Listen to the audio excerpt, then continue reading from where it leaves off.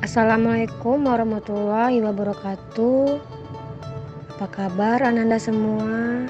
Semoga semua sehat-sehat ya.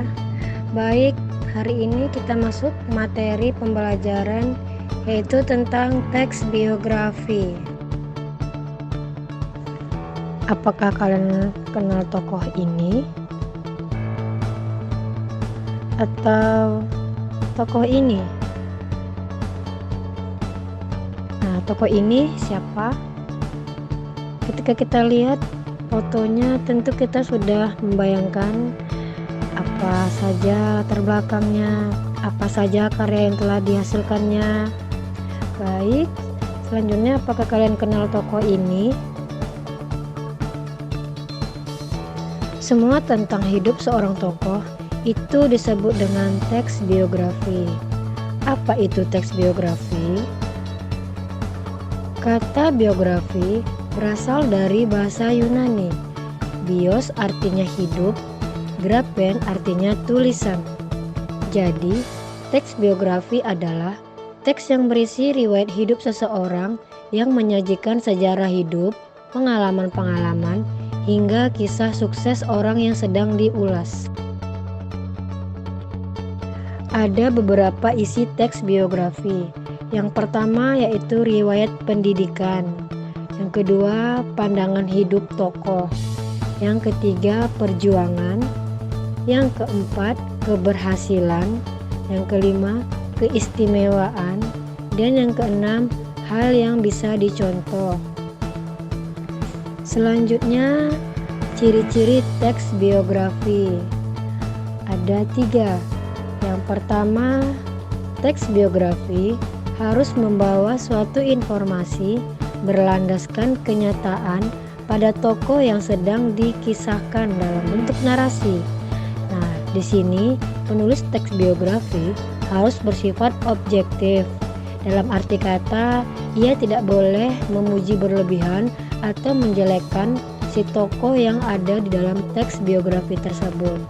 Kemudian ciri yang kedua, teks biografi juga membawa sebuah kenyataan pengalaman hidup seseorang tokoh untuk menyelesaikan masalah-masalah hingga pada akhirnya berhasil, sehingga dijadikan sebagai teladan. Kemudian ciri yang ketiga, teks biografi harus memiliki struktur yang jelas. Adapun struktur teks biografi terbagi atas 3. Yang pertama ada orientasi. Orientasi adalah bagian yang merupakan pengenalan atau pembukaan yang berisi informasi dasar seorang tokoh. Misalnya nama, keluarga, tanggal lahir, dan informasi dasar lainnya yang diperlukan. Yang kedua yaitu peristiwa. Bagian ini berisi peristiwa atau kejadian yang pernah dialami, termasuk di dalamnya berisi tentang masalah yang pernah dihadapinya dalam tujuan serta cita-citanya. Hal-hal yang menarik, mengagumkan, mengesankan, dan mengharukan yang pernah dialami oleh tokoh yang diuraikan dalam bagian ini. Kemudian yang terakhir ada reorientasi. Bagian ini merupakan simpulan serta komentar dari penulis. Di bagian ini biasa ditunjukkan hal-hal yang patut dicontoh dari tokoh tersebut. Namun, bagian dari reorientasi ini bersifat opsional, artinya boleh dituliskan, boleh juga tidak. Selanjutnya ada fungsi teks biografi. Yang pertama menceritakan pengalaman hidup tokoh. Yang kedua memetik hikmah keteladanan dan kearifan tokoh yang dikisahkan. Yang ketiga sarana refleksi pengalaman hidup tokoh. Yang keempat mendokumentasikan sejarah. Yang kelima menciptakan citra positif bagi tokoh yang diulas.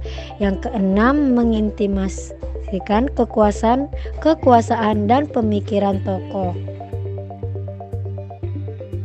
Berikut ini adalah salah satu contoh teks biografi. Contohnya adalah biografi B.J. Habibie. Baharudin Yusuf Habibie atau B.J. Habibie adalah Presiden Indonesia yang lahir di Parepare, Sulawesi Selatan pada tanggal 25 Juni 1936. B.J. Habibie adalah putra dari pasangan Alwi Abdul Jalil Habibie dan R.A. Tuti Marini Puspowardojo. B.J. Habibie adalah anak keempat dari 8 bersaudara. B.J. Habibie menikah dengan Hasri Ainun Habibie, kemudian dikaruniai 2 anak yang bernama Ilham Akbar dan Tarik Kemal. Perihal pendidikan, B.J. Habibie pernah menempuh studi di Institut Teknologi Bandung atau ITB jurusan Teknik Mesin tahun 1954 selama 6 bulan. Selanjutnya B.J. Habibie meneruskan studinya di Aachen, Jerman, tepatnya di Rheinisch Westfälische Technische Hochschule atau RWTH.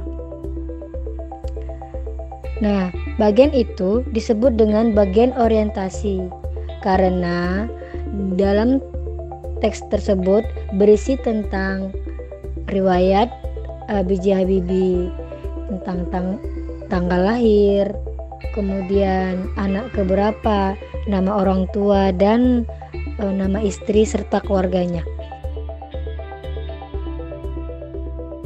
Selanjutnya, awal mula karir B.J. Habibie adalah saat masa pemerintahan Presiden Indonesia Soeharto. B.J. Habibie diminta ke Indonesia saat beliau sudah ada di Jerman.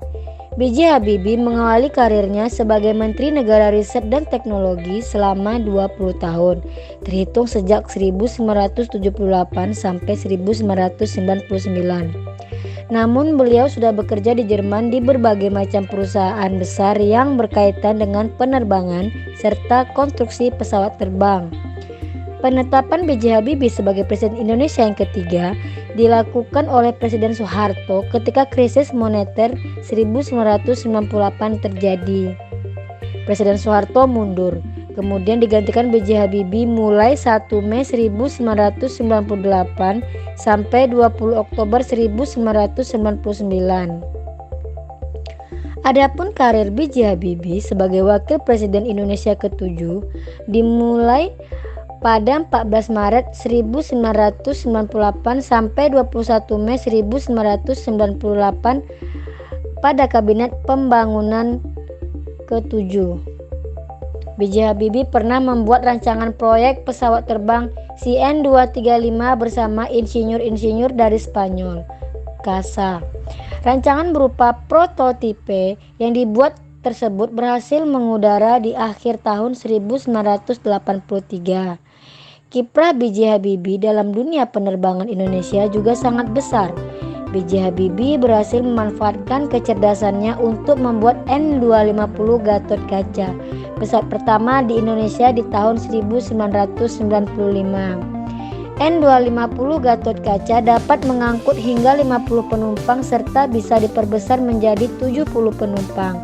Pesawat tersebut tidak hanya dirancang B.J. Habibie seorang diri, tetapi bersama timnya dari industri pesawat terbang Nusantara atau IPTN. Perjalanan karir B.J. Habibie dan kiprahnya untuk negeri ini terbilang mulus dan menginspirasi para anak muda. Di balik kesuksesan beliau, ada sosok penyemangat yang tidak pernah lengah mendukung, yaitu Hasri Ainun Basari, sang istri. Kisah cinta B.J. Habibie dan Ainun bahkan diangkat ke layar lebar dan ditonton oleh jutaan masyarakat. Beliau terkenal sebagai laki-laki yang setia dan sangat menjaga cintanya kepada Ainun. Masing-masing dari mereka adalah siswa yang cerdas di kelasnya saat berada di sekolah menengah. Bahkan guru di sekolahnya ada yang menjodohkan B.J. Habibie dan Ainun jika menjadi suami istri akan menurunkan anak yang pintar. Ternyata saat lulus sekolah menengah, B.J. Habibie meneruskan studinya ke Jerman. B.J. Habibie dan Ainun tidak pernah benar-benar dekat. Mulanya B.J. Habibie tidak menaruh rasa pada Ainun, tetapi sang ibu ingin mereka menikah meskipun saat itu B.J. Habibie masih belum tertarik dengan hal yang berkaitan dengan percintaan, karena masih fokus menyelesaikan studi. Saat itu B.J. Habibie sedang menyelesaikan studi doktornya. Kesibukannya tidak hanya kuliah, tetapi juga bekerja di Institut konstruksi ringan Aceh. Kisah cinta B.J. Habibie berubah saat beliau dibawa sang adik, Fani, untuk bertandang ke rumah Ainun yang sudah dewasa. B.J. Habibie kagum pada pemikiran Ainun yang kritis dan menaruh perhatian pada peran mahasiswa, sehingga merasa bahwa Ainun bisa mengimbanginya sebagai lawan bicara. Hubungan B.J. Habibie dan Ainun yang semakin dekat berlabuh sampai pelaminan pada 12 Mei 1962 di Bandung. Tak lama kemudian mereka pindah ke Jerman dengan kesibukan Ainun mengurus rumah tangga sedangkan B.J. Habibie sebagai pencari nafkah. Tahun-tahun pertama merupakan tahun-tahun yang sulit karena kondisi ekonomi B.J. Habibie belum stabil. Lambat laun saat sang anak mulai besar, Ainun bisa menitipkannya dan ia mendaftar bekerja sebagai dokter di Hamburg. 2 tahun kemudian, Ainun memutuskan untuk berhenti kerja karena sang anak bungsu sakit. B.J. Habibie dan Ainun adalah pasangan yang saling mendukung satu sama lain. Saat Ainun sakit kanker ovarium, B.J. Habibie menemani pengobatannya hingga Ainun menghembuskan nafas terakhir. Selama berkarir, Ainun selalu melindungi B.J. Habibie dengan instingnya yang tajam. Saat Ainun meninggal, B.J. Habibie seperti kehilangan semangat hidup dan berusaha menyembuhkan diri dengan menulis buku Habibie dan Ainun. B.J. Habibie meninggal pada 11 September 2009 setelah istrinya Ainun meninggal pada 24 Maret 2010. Bagian itu disebut dengan bagian struktur yang kedua, yaitu peristiwa. Kemudian selanjutnya bagian terakhir yaitu reorientasi. Demikian informasi terkait contoh teks biografi B.J. Habibie singkat dan strukturnya bahasa Indonesia yang bisa kamu jadikan informasi tambahan saat diminta membuat teks tersebut. Masih ada aspek kehidupan lainnya dari B.J. Habibie yang bisa diangkat ke dalam teks biografi sehingga teks yang dibuat lebih lengkap. Semoga bermanfaat. Dalam teks biografi ada kaidah kebahasaan. Yang pertama yaitu pronomina. Banyak menggunakan kata ganti pronomina atau kata ganti orang ketiga tunggal. Kata ganti ini digunakan secara bervariasi dengan penyebutan nama tokoh atau panggilan tokoh. Contohnya, ia, beliau, bapak pendidikan, dan sebagainya. Kemudian kata kerja tindakan. Menggunakan kata kerja tindakan untuk menjelaskan berbagai peristiwa atau perbuatan yang telah dilakukan oleh tokoh yang diulas. Contohnya, berlari, membaca, menulis, dan sebagainya. Kemudian yang ketiga, adjektiva. Sering menggunakan kata adjektiva atau kata sifat untuk memberikan informasi secara rinci mengenai sifat tokoh. Contohnya, rajin, santun, hebat, dan sebagainya. Kemudian kata kerja pasif. Banyak menggunakan kata kerja pasif untuk menjelaskan peristiwa yang dialami tokoh sebagai subjek yang diceritakan. Contohnya, dipilih, ditugaskan, diberi, dan sebagainya. Kemudian yang kelima, menggunakan kata kerja mental. Kata kerja yang berhubungan dengan aktivitas mental dalam rangka penggambaran sang peran tokoh. Contohnya menginspirasi, memahami, mencintai, dan sebagainya. Dan yang terakhir, konjungsi, preposisi, dan nomina. Sering menggunakan kata sambung, kata depan, ataupun nomina yang berkenaan dengan urutan waktu. Contohnya, selanjutnya, sebelum, kemudian, hingga, sampai, pada tanggal, hingga, dan sebagainya. Teks biografi merupakan tulisan non-fiksi, jadi harus berdasarkan pengalaman yang fakta atau benar-benar terjadi. Maka dari itu, teks biografi tidak boleh direkayasa, dikarang, ataupun dibuat-buat, karena teks biografi bersifat fakta atau aktual. Sekian penjelasan dari teks biografi, semoga bermanfaat dalam pembelajaran bahasa Indonesia. Wassalamualaikum warahmatullahi wabarakatuh.